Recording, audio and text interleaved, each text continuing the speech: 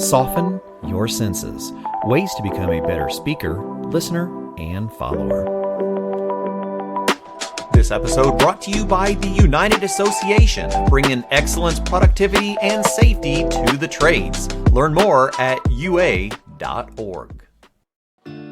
All right, everyone. Thank you for joining us once again on Did You Know, the ESCO HVAC podcast. So we are hanging out at the 2024 National HVACR Education Conference. And as you can tell, it is a hustle and a bustle here with 1,200 educators from around the country and Canada. And we're spending time learning how to become better educators and making sure that we're providing a very solid educational platform for our students. So I'm spending time with Mr. Rich Benkowski. How are you, sir? Very good. And we're glad to be here. This is one of those unique conferences that allows some great networking with the HVAC manufacturers and their latest technology and the instructors getting that next generation ready for it. So, great job here. And as the numbers grow, that just speaks to the integrity of how much there is to learn here. It does. When we talk about how many are here to learn about the new technology, I think it's very important that we focus on the content that we're delivering, making sure that we're doing a good job of building our curriculum, that we're presenting it in a way that is understandable. And you have spent a good part of your career just in that, taking technical concepts, but then helping deliver those in the right way. Would you say that that's been an important part of you? Well, that's been part of my passion and part of my focus, certainly, and making sure that, and I would just call it making it right. We want to get the right material of the right quality to the right student, but at the right time. And with technology changing faster than we can keep up with sometimes, that makes it more of a challenge for us culturally as instructors to manage and meter the flow to those students as we nurture them and help them navigate so that they have value in the service truck, so that the hour of work that they put in, they're compensated for, and they can have a nice life for their family. That's what it's about. It truly is. We think about the delivery that we need today is probably not the same delivery that we needed 5 years ago, that we needed 20 years ago, because the equipment has changed and the learners have changed as well. And so a lot of the classes that we're seeing here at the conference are, I wouldn't call them soft skills. I would say that they are learning new skills for delivery and being able to communicate effectively. Because you brought that up about making sure it's right, the content is right, but even the timing is right. So let's dive into that a little bit. Well, and that's one of the unique things of working in the HVAC industry, as you know. No matter how many years you go to school or if you earn a degree and what kind of technology you understand, this career is a lifelong learning challenge. Yes. You can never leave the classroom for the last time unless you retire, I guess. Mm-hmm. And that's for all of us. As things develop and the impact of technology and the manufacturers' need and ability to meet that market demand, that also then translates into the education, back into the classroom. So today's instructors have a lot of these impacts, and I would even say disruptions to manage. When Google bought Nest, that was kind of a disruption. Oh, yeah. Google was buying a thermostat that was not a complicated device, but they were buying data. Mm-hmm. So that meant that we had to all sit back and say, what else is in that data? How do you harvest the data?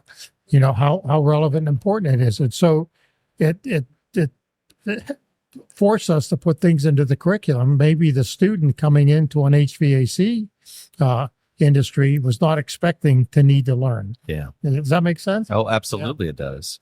And then even the changes in the core elements, variable flow systems 15 years ago or 20 years ago, that wasn't in anybody's curriculum. Oh, but now you can't, and heat pumps. Look at how heat pumps today have surged to the forefront of clean energy, electrification.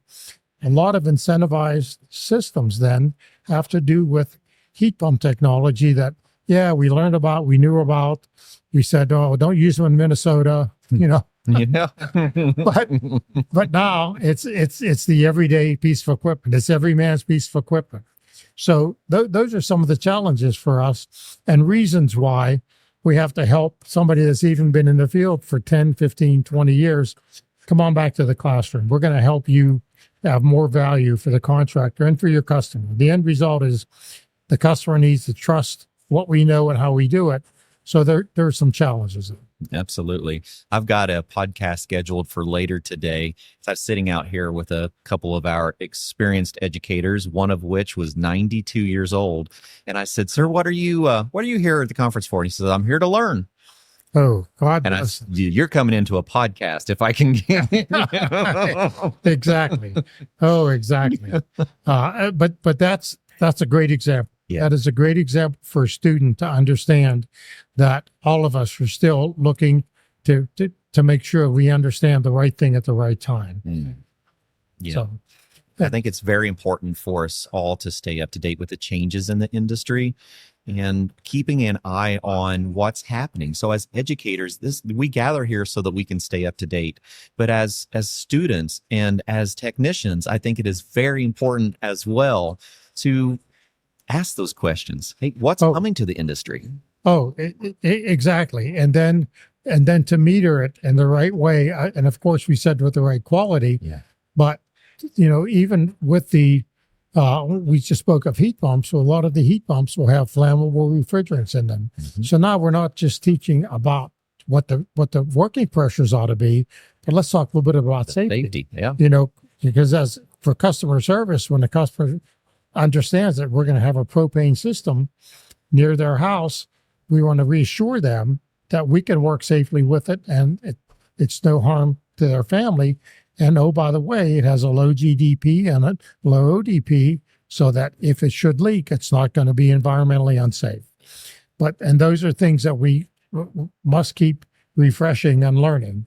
Because even if we were doing the best things for conservation of refrigerants and reclaiming and all, that is still evolving. Everything is always evolving. Yeah, ever changing, which is the beauty of this industry. So many of our students look at HVAC and all they know is, a furnace or maybe an air conditioner. They don't see the depth of what we are actually involved with and all of the new technologies that can come forward that is constantly evolving us. We've seen so many changes in our industry in our career, but yet we look to the future going, we're just constantly evolving. It's not like it's something new, but there's always something new.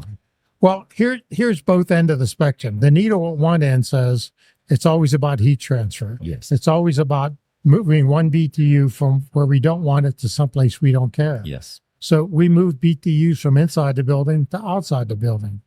But now as the pressure is on everyone to not waste any BTUs. That's energy. That's money. Absolutely. So when we look at thermal energy networks that move BTUs from one building to another, or in the semiconductor industry, take a lot of that heat generated and move those BTUs around the building, we could be on the verge of not even needing cooling towers anymore. Isn't that Who could imagine a system in a 10-story building or a 20-story building or a 1 million square foot plant without a cooling tower? That's hard to fathom, isn't it? But if you don't, but realistic. It is realistic. And there's even some projects in New York City where they're taking a 6-block area with 22 buildings, designing and installing a thermal energy network that is going to create, should I say, a perpetual BTU. And I want to thank geothermal for that term, but that's the idea. If we could conceptually get to a perpetual BTU, then we're not wasting heat. So again, but one of the core elements being heat transfer, we're still going to teach that. We're still going to teach how the legacy systems work. But if a tech walks up to a building and there's no cooling tower and everyone's comfortable, oh my, what did we just stumble upon? Right, where's the heat? Yeah. So the evolution into thinking never stops, because the challenge of transferring large amounts of heat at the least cost is always in front of us. And as a society, we're pretty clever. Once we know the energy cost, we're going to work to lower it. But then that means, well, come on back to the classroom. Let's talk about a perpetual BTU. Yeah. You know? Yeah. We didn't talk about that 10, 20 years ago. No, we just say, hey, throw that BTU outside. Right, we don't care. Just get rid of it. Yeah, We just don't want it here. gone. Yeah. We're not going to overheat the counter. It's fine. And my utilities aren't that bad. So just give me something that works. And I think those days are gone. Well, they are. And you know how long geothermals have been kicking around, and how exchanging with the Earth's temperature has always been a way to cut costs. Now that's back on the table too. There's more and more of it. But so even though we understand compressors, fans, you know, and pumps, you know, we're still moving air, water, and refrigerant. But now we have to also understand that's systemically the components might be in a different spot. Yeah. They have to run at a different speed. You're a couple of different manufacturers do it a couple of different ways.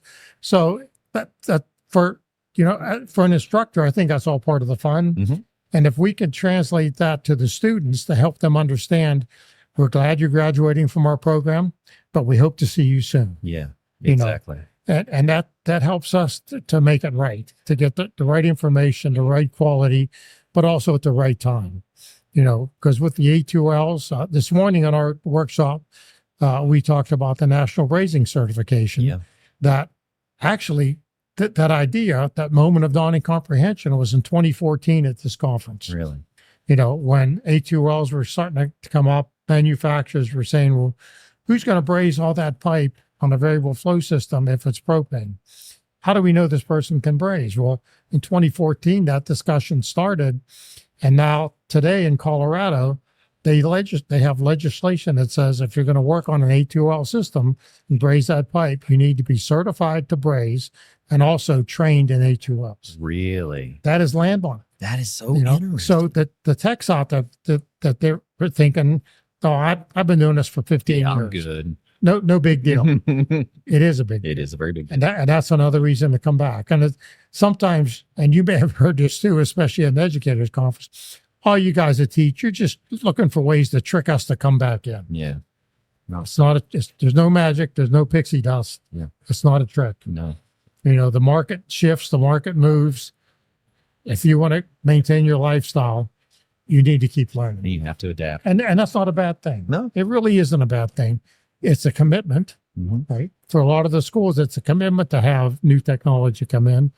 It's a commitment by the manufacturers. And by the way, this is one of the few conferences annually you can go to witness firsthand the manufacturer's commitment. Yeah.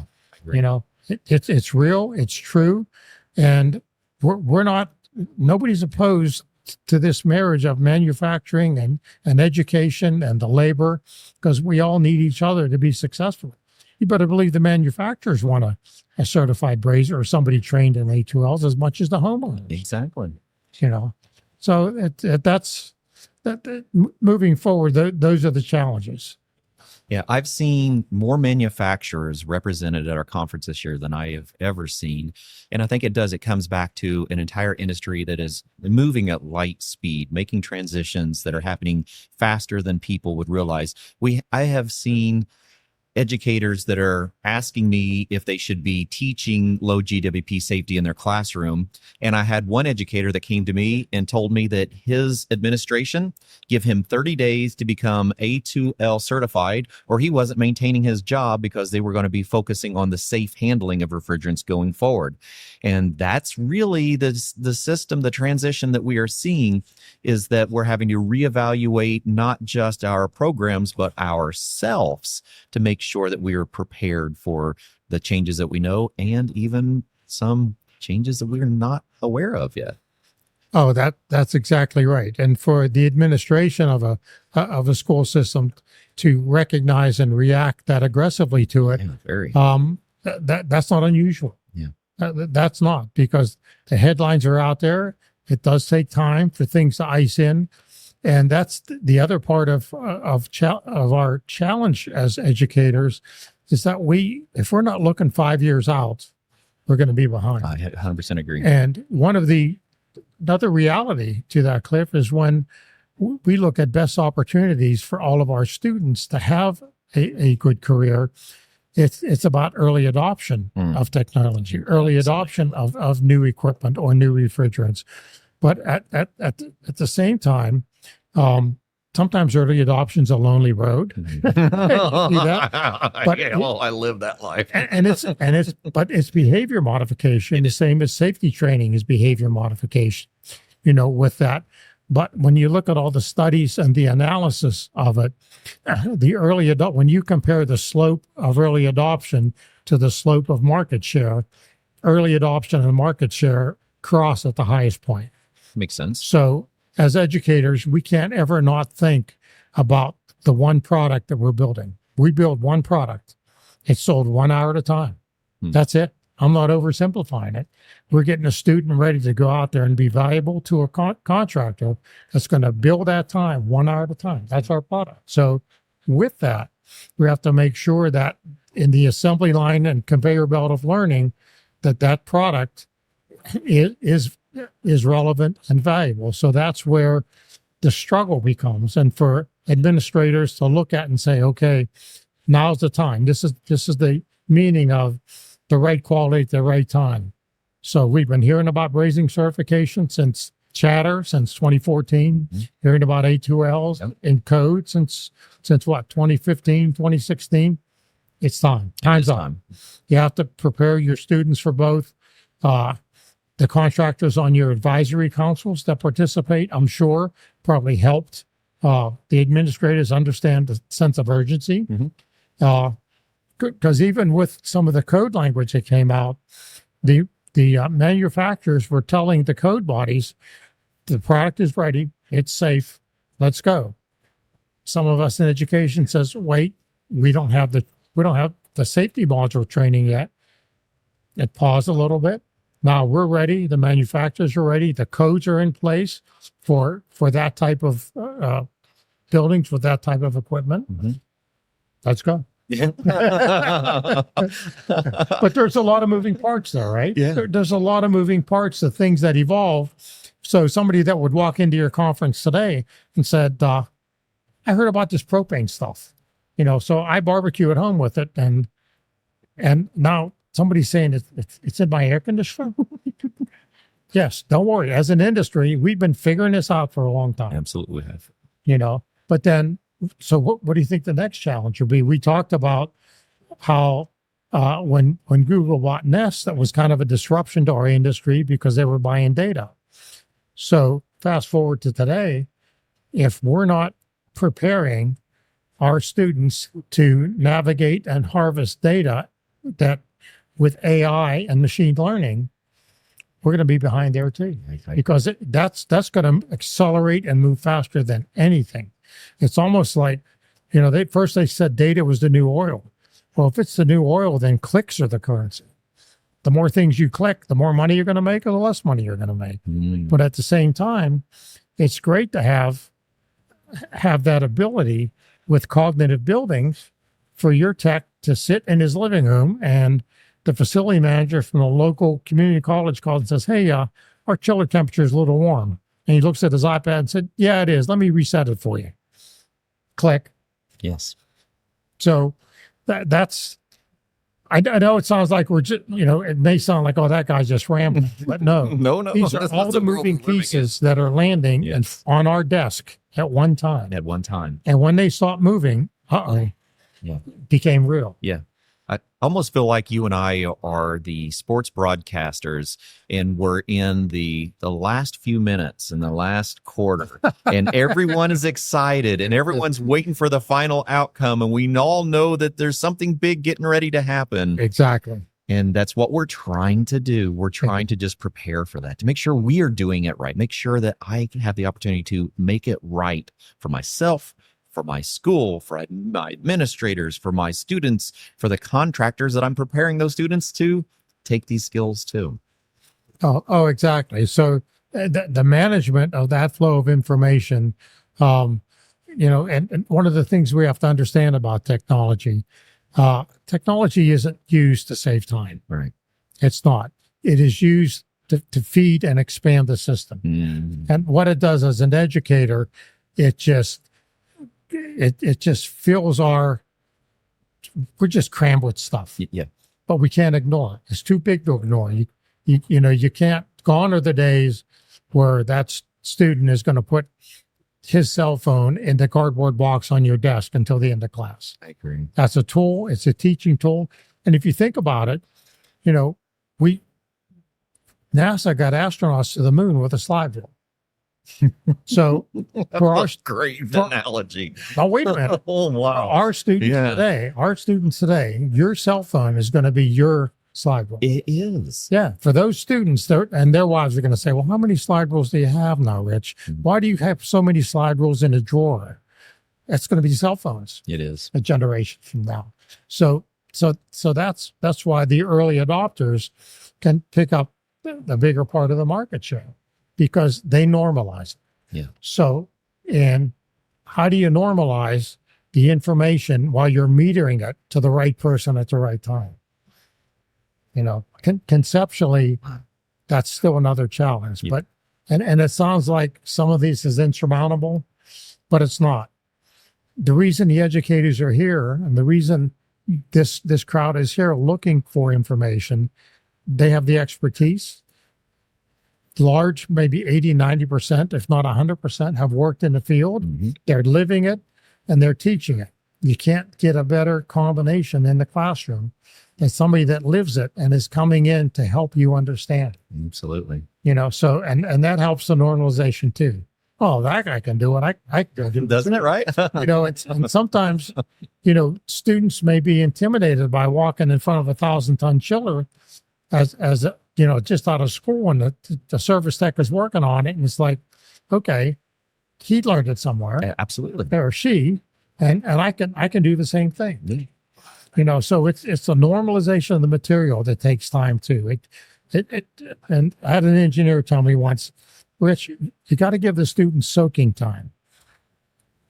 You have to let it soak. Mm-hmm. Yeah. So that's what helped me understand that concept of the right amount of material at the right time to the right person, not just throwing it out or filling up a Blackboard class. Here, go do all these modules and come back to me when you're done. Yeah. Somebody will be done in a week, other people a month. But if you're not sitting there with them, whether it's a digital platform or not, if you're not there with them, help them navigate, then it might be a disservice I agree. to the student. Yeah, I think we're going to see a lot more of technology being that kind of tool, because we're probably not going to be adding hours onto our program. We're probably going to try to maintain our program, but add additional information into it. And how do we do that? We have to be the early adopters. We have to make sure we're understanding the tools that are around us and bringing those into like you said, the normalcy of it, understanding that it's not a significant change when we present it as, this is where we are, this is where we're going, this is what you need to know, let us help you understand it. And then it becomes a common practice for us. Well, and that's all very true. But here's one aspect of it that sometimes for the instructors may sound a little bit intimidating. Mm-hmm. But as you lay out your digital platforms, one thing that will happen is self-acceleration. Yes. The students that understand the platforms and are able to look ahead, let's say, they may self-accelerate and look to get to a program sooner. But as an educator, I look and say, okay, if we manage the self-acceleration, that is helpful to everybody in the classroom. But that's not new. Before there were computers, you had some kids that would read ahead in a book, or some that would understand troubleshooting, and then they became kind of a co-instructor with you. You go into the lab, and while you have 15 people troubleshooting, you may say, hey, John or Ed, please help, your friend over there, go to this lab desk and help them with that meter. Yes. Absolutely. So now you have peer-to-peer conversations, which to the student are golden. Oh yeah, absolutely. When they hear, hey, you can do this, I can do this. So, but self-acceleration accelerates with technology, and that's not an overuse of the word, but that's something else that if we learn and understand, and we get comfortable with it, or we normalize it in the classroom, it becomes a plus. Yeah. So we don't fear it. We can encourage it because we're giving students the tools to move at their own pace. And, the students in the HVAC industry are self-motivated. They know there's a job when they're done. Exactly. They see it out there. They hear it every day from other podcasts, from other entities about how the trades need more workers. Yeah. And they can work as many hours as they want, as long as they want, as often as they want, so they can manage their own margins, their own life's margins. But for us, we should not fear the technology in the classroom, because that's something that's never going to go backwards. No. When they talked about the speed of it, you and I may be young enough to remember that at one time technology rolled over every 7 years. Then it was every 7 months. Then it was every 7 weeks. Then it was every 7 days. I think moves quicker now. I think especially with AI. Yeah. Howard Weiss and I keep having this conversation about how rapidly technology is advancing. And if we're not at least being open-minded to utilizing that technology in the classroom, we may have a false sense of duty to our students, because they're going to be learning at a rate that we may not even be able to comprehend, because they're being introduced to this technology at such a faster rate than we are as educators. Oh, there's no question about that. I like that phrase, a false sense of duty, because that just kind of unmasks our fear. Yes, it is. And we can't be fearful of it because it's so much a part of even life. Yeah. When you look at the students, if you ask them to put their cell phones away during class, we're forgetting one thing. Everybody and everything that means anything to that student is a 1 or a 0 on their cell phone. That's exactly Period. right. Everything. If educators aren't there in that one stream of 1s and 0s, we're invisible. Yeah. If you were invisible in a classroom, how could you teach? Mm. And there's so many tools that enable that in today's industry. And that's what we do, is we try to bring these tools to the conference every week on the show, in our podcast, help people understand that we're all here going through the same process. We're all seeing these technologies and innovations. We all have a sense of fear going into it, but together we absolutely are going to be successful. No question about it. And we're not endorsing it to the point that we're saying it's infallible. Murphy always comes in uninvited. But what's the difference between a screen going black, or you had a vacuum pump, you were trying to evacuate a system and the motor burned out? Yeah. Same thing. You just unplug it, put another one in. So the obstacles for us are the same, whether they're digital or analog, in our experiences in the classroom. But we just, knowing that we as educators, and the educators that come here, that of all ages, that want to keep learning, if we could get that emotion, if we could hand that emotion and passion to our students, they'll have a successful career. They'll never be without work. Wonderful. Mr. Rich Benkowski, I'm so grateful to have you here. I feel like we're these news broadcasters or sports broadcasters. And this was wonderful. And there goes 2 more 1s and 0s. Yeah, that's right. Bye. All right, everyone, have a wonderful day, and we'll see you on the next episode.